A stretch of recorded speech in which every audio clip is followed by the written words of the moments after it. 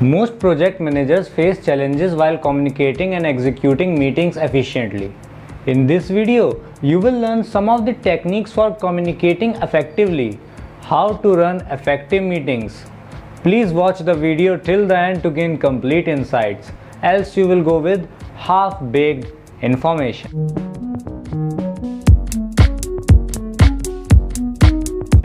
Techniques for communicating effectively.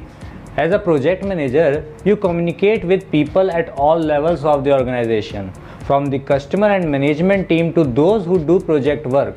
Communication is not telling someone something, it's about getting a message across so the other person understands it and does something about it.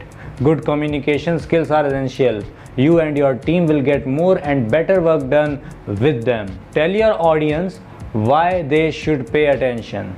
Get to the point. That way, you will make your point before they lose interest. Tailor your message to your audience. Keep message relevant.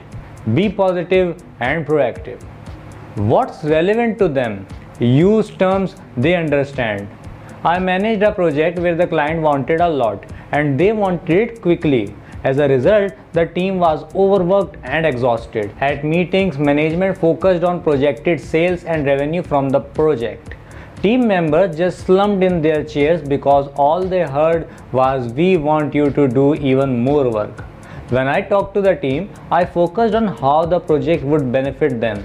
They perked up hearing that, and we did make the project a success. Fourth, be positive and proactive. If you have to discuss a problem, describe it and then explain your plan to handle it. Here are some other tips for improving communication. Listen. Watch for unspoken communication. Keep an open mind. Paraphrase and email effectively. Listening is as essential as talking. When you are the audience, pay attention. No cell phones, no text messages, no emails. I know it's tough, but it's worth practicing. You will get a lot more done. Watch for unspoken communication. Think about body language and facial expressions. On the phone, listen for intonations in someone's voice. Choose face-to-face meetings when you have complex, delicate, or crucial messages. That way, everyone can receive spoken and unspoken messages. Keep an open mind.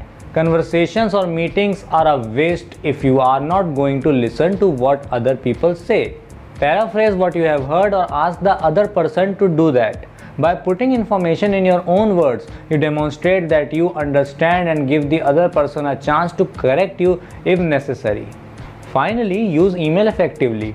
Take time to write a clear message. It will actually save time by reducing back and forth email volleys. Make subject lines meaningful. If you are asking for action and have a deadline, put them right in the subject. Start with the point.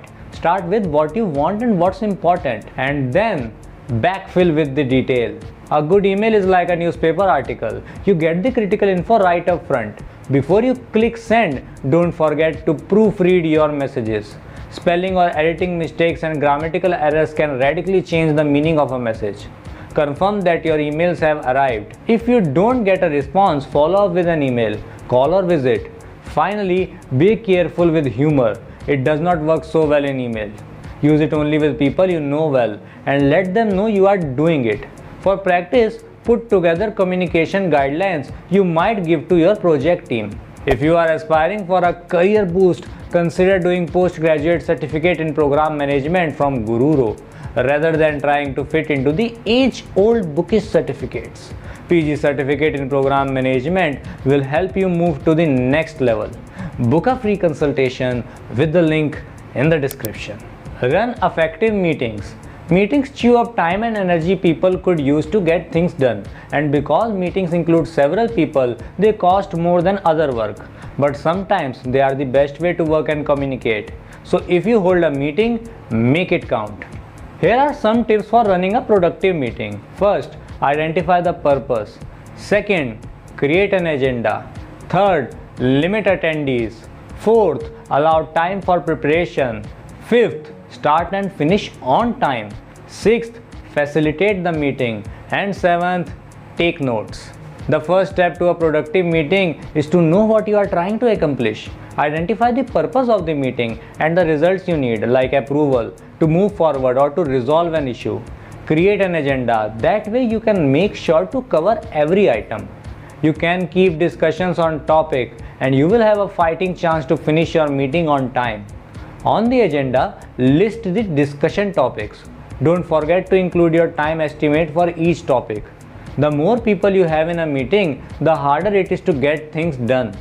That's why the third step is to limit the attendees to the people you need to accomplish your goal.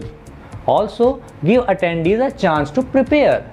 Schedule the meeting when it works for them and send the meeting invitation and materials ahead of time. For example, if you want stakeholders to approve a revised plan, send the meeting request and the plan before the meeting. Start and finish meetings on time, even if all attendees are not there. Be strong. Don't backtrack when people show up late. That just reinforces their rude behavior. Facilitate the meeting to keep everyone focused on the meeting's objectives.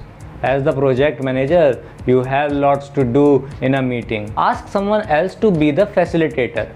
The facilitator kicks off the meeting with a brief introduction, the purpose of the meeting, the agenda topics, the attendees, and the ground rules for interaction. The facilitator can coax people to participate, or they can wrangle it back on topic if the discussion starts to go off track.